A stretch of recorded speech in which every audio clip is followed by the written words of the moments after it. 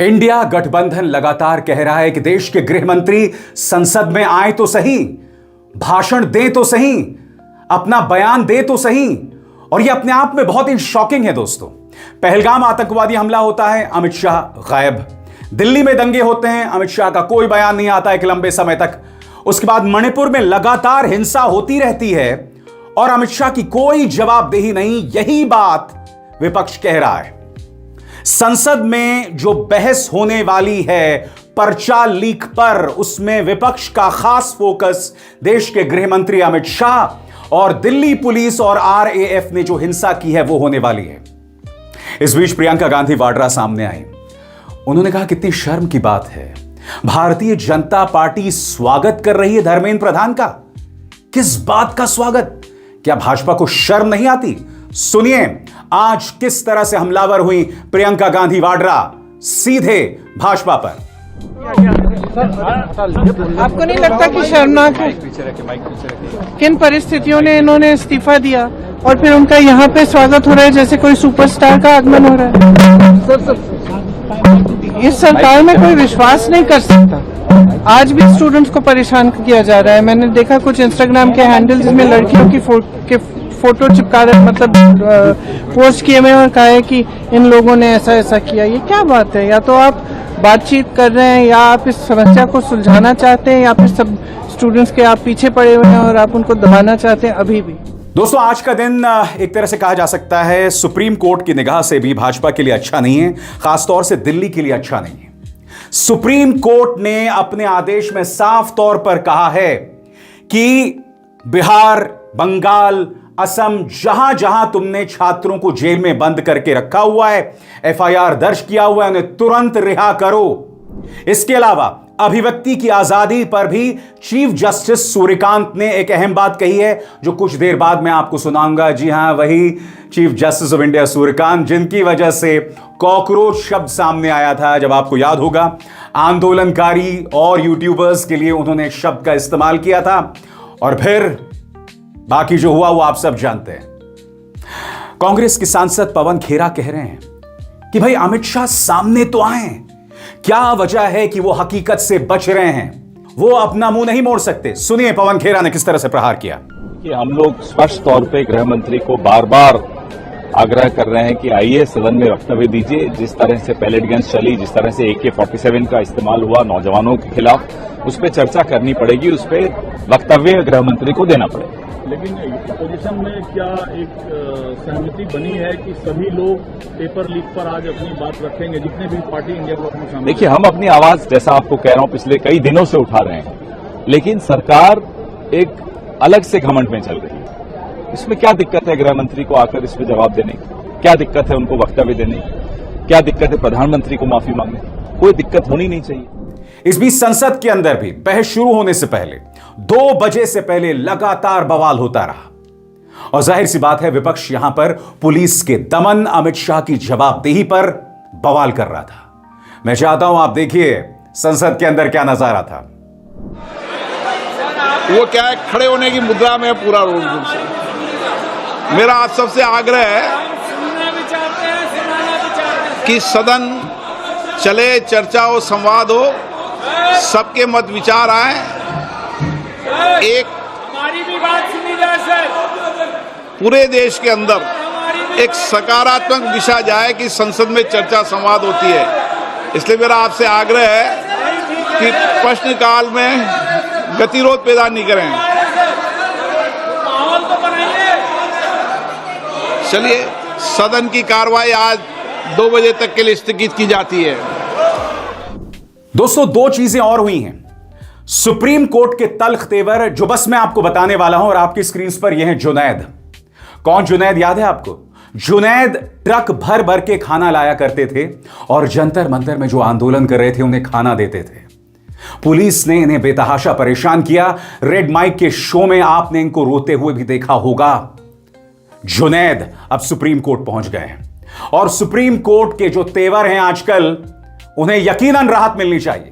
Supreme court को यकीनन Delhi police और उत्तर प्रदेश पुलिस को लताड़ लगानी चाहिए जो एक बेकसूर इंसान को लगातार परेशान कर रहा है। मगर उससे पहले मैं आपको बतलाना चाहता हूं कि सुप्रीम कोर्ट में आज जो बयानात सामने उभर कर आए वो भारतीय जनता पार्टी और दिल्ली पुलिस के लिए कितने भारी रहे, गौर फरमाइए। सुप्रीम कोर्ट में क्या कहा गया आपके स्क्रीन पर। सुप्रीम कोर्ट ने देश भर में हुए छात्रों के प्रदर्शनों से जुड़े सभी CCTV footage, drone footage, body camera recording, wireless communication और पीसीआर रिकॉर्ड्स सुरक्षित रखने का आदेश दिया है। कोर्ट ने यह भी कहा, प्रदर्शन करने वाले छात्रों की निजी जानकारी सार्वजनिक न की जाए। प्रदर्शन कर रहे छात्रों के खिलाफ कोई जबरदस्ती की कार्रवाई न की जाए, सिवाय उन लोगों के जिनका पहले से कोई क्रिमिनल रिकॉर्ड रहा हो। गिरफ्तार किए गए सभी नाबालिगों को तुरंत रिहा किया जाए।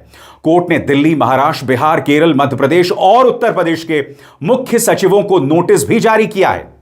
Chief justice of India Suryakant ने कहा, पहली नजर में जो आरोप सामने आए हैं उन्हें देखते हुए एक निष्पक्ष और स्वतंत्र जांच पर विचार करना जरूरी है। इस जांच में उन 200 से ज्यादा घायल पुलिस कर्मियों के परिवारों की चिंताओं को भी ध्यान में रखना होगा। केंद्र और राज्य सरकारों से कहा गया है कि वे अपना पक्ष कोर्ट के सामने रखें। उसके बाद सुप्रीम कोर्ट इस मामले की जांच के लिए एक स्वतंत्र कमेटी बनाने पर विचार करेगा। और जाहिर सी बात है, यह कोई बहुत अच्छी खबर नहीं है।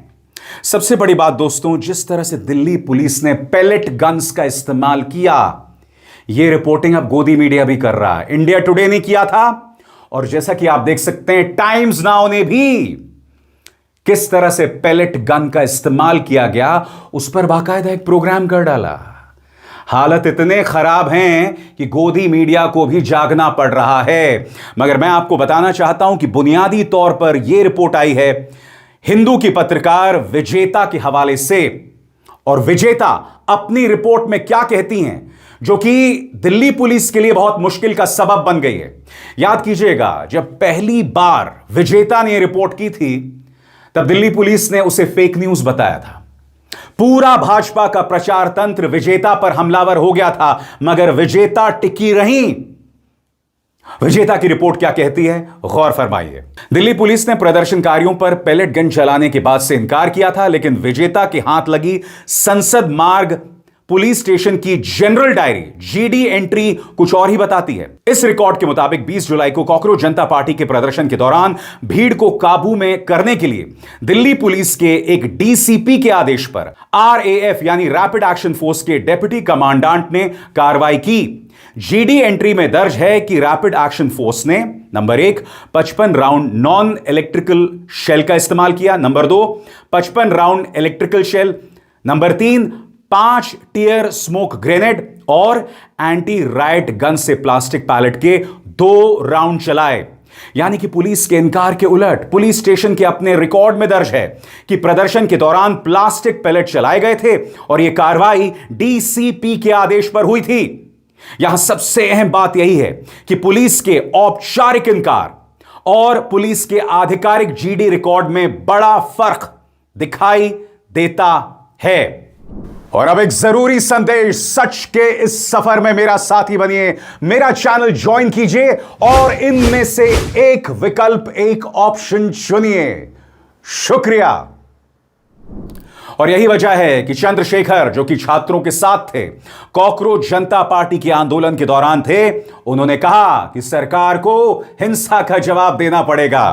चर्चा में जवाब देना पड़ेगा कि जो गोलियां चली हैं अपने ही देश के बच्चों के साथ इस तरह का दुर्व्यवहार क्यों हुआ, हिंसक व्यवहार क्यों हुआ। और आपने देखा स्टैम्पर्ड हो जाता है, छोटी सी जगह डंडों से पीट रहे हैं, आप आंसू गैस के गोले छोड़ रहे हैं, आपने उनके सांस लेना दुर्बल कर दिया।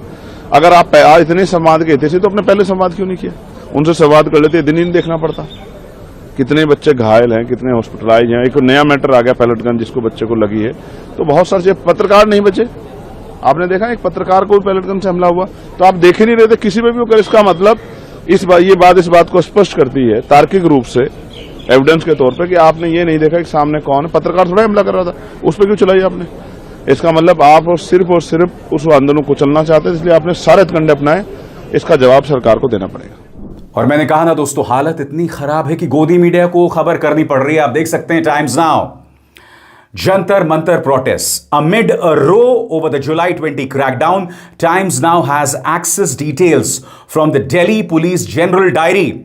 GD entry records the use of pellet guns. GD entry, RAF fired pellet guns. GD entry names pellet deployment, यानी कि जिस बात का जिक्र विजेता ने अपनी रिपोर्ट में किया है वही बात टाइम्स नाउ और इंडिया टुडे की रिपोर्ट में आ रही है। मैंने कहा ना दोस्तों, हालत इतनी खराब है। और जैसे कि मैंने आपको बताया, सुप्रीम कोर्ट ने कहा है कि तुरंत FIR हटाए जाएं और छात्रों को रिहा किया जाए। सबसे पहले क्या कह रहे हैं तेजस्वी यादव, आइए सुनते हैं। देखिए, ये सरकार की जिम्मेवारी है। जब भारत सरकार ने कमिटमेंट कर दिया, समझौता कर लिया कि सारे केस वापस लिए जाएंगे, तो बिहार सरकार को भी इसका ध्यान रखना चाहिए। लेकिन कल हम लोगों के दबाव में इन लोगों ने एक चिट्ठी निकाली है। इस चिट्ठी का पालन होना चाहिए विद इमीडिएट इफेक्ट, जो चिट्ठी में है। नहीं तो आंदोलन तो होगा ही, अगर नहीं करेंगे तो मुकरेंगे। और बात वहां नहीं रुकती दोस्तों, तेजस्वी ने बाकायदा रोड शो किया और वो कह रहे हैं कि कथनी और करनी का फर्क है। छात्रों के साथ अब भी दमन हो रहा है जो हम बर्दाश्त नहीं करने वाले हैं। सुनिए उन्होंने क्या कहा। देखिए, आदेश तो निकाल दिया गया है चेतावनी के बाद, लेकिन अभी भी सूचना मिली है कई परिजन परेशान हैं, जेल के बाहर हैं, कि अभी तक छात्रों को जो है रिहा नहीं किया गया है और केस अब तक जो है वापस नहीं लिया गया है।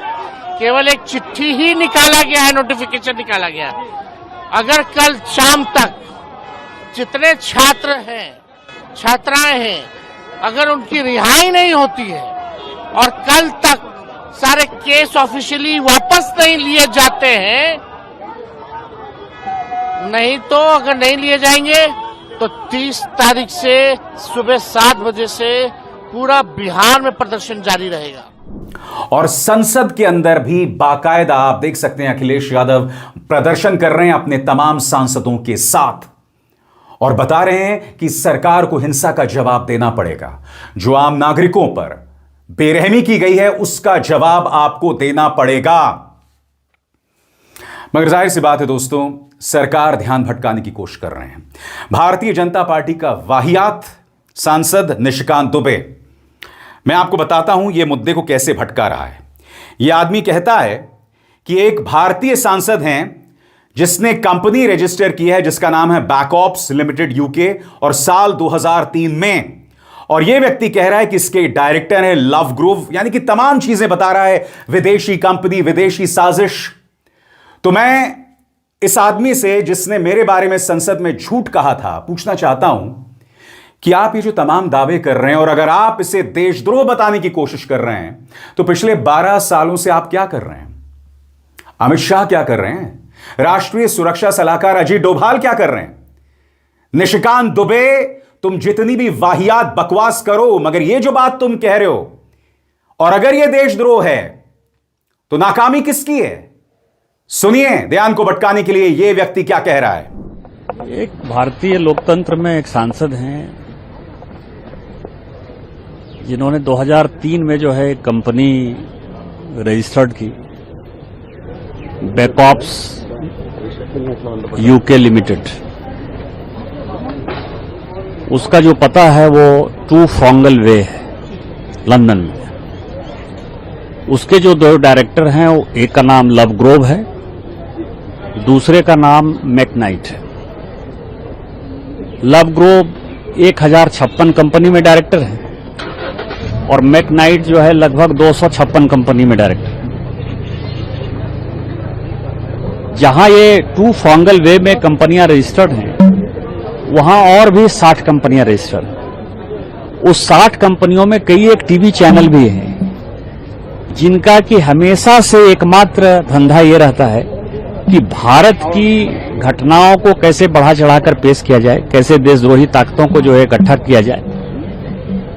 तो मैं इन सारे मामलों को जो है पार्लियामेंट के अंदर उठाने वाला हूं कि सांसद कौन है, उसने कंपनी कैसे रजिस्टर की, लव ग्रोव से उसके क्या रिलेशन है, मैकनाइट से क्या रिलेशन है और 2 फॉन्गल वे का देश के टुकड़े टुकड़े गैंग में क्या योगदान है। मगर ममता बनर्जी के सांसद कीर्ति आजाद ने साफ तौर पर कह दिया कि अमित शाह को जवाब तो देना पड़ेगा। सुनिए क्या कहते हैं कीर्ति आजाद। 2024 में भी बिल बना था। 2 जुलाई 2024 को प्रधानमंत्री ने कहा था कि हमने ऐसा बिल बना दिया है कि पेपर लीक होगा तो उस आदमी को जिंदगी भर तक जेल काटना पड़ेगा। ये क्या गारंटी सरकार देती है कि पेपर लीक नहीं होगा इसके बाद? आपने क्या किया? प्रावधान 10 लाख से 10 करोड़ कर दिए, 10 करोड़ के 20 करोड़ कर दिए, जेल कर दिया, उससे फर्क क्या पड़ता है? प्रश्न ये है